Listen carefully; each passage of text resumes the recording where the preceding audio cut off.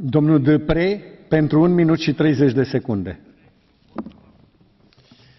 Merci, Monsieur le Président. Madame la Commissaire, chers collègues, je veux, et il n'en sera pas surpris, apporter tout mon appui à l'excellent rapport de notre collègue José Manuel Fernandes.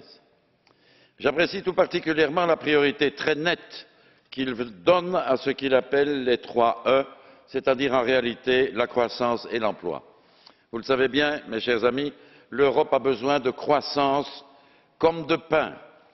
Et c'est dans ce cadre que j'appuie sans réserve la volonté exprimée d'assurer l'alimentation de la garantie liée au Fonds européen pour les investissements stratégiques, tout en préservant, comme nous avons réussi à le faire au maximum, les moyens prévus pour Horizon 2020 et l'interconnexion en Europe. J'appuie également l'engagement d'œuvrer au renforcement des moyens affectés à la politique migratoire et notamment dans l'immédiat à la répartition équitable des demandeurs d'asile entre les États membres. Et je tiens à dire d'ailleurs que c'est un scandale que certains États membres qui empochent avec avidité les crédits des fonds structurels refusent de manière égoïste toute vraie solidarité dans la prise en charge de quelques dizaines de demandeurs d'asile.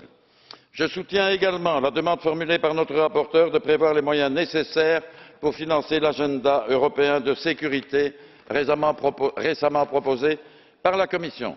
La menace terroriste est réelle et elle va le rester. Et pour la combattre, les instruments européens et en particulier Europol doivent recevoir les moyens nécessaires. Plus généralement d'ailleurs, et je m'adresse à la Commission, il faut mettre fin au système que j'appelle imbécile qui rabote mécaniquement les moyens des agences sans jamais tenir compte ni des priorités ni des urgences. Merci, Président. Mulțumim. Domnul Urban, pentru 1 minut.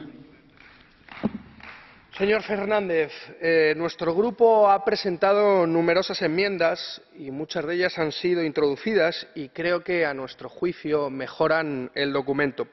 Sin embargo, nos reafirmamos en nuestra crítica general a este proyecto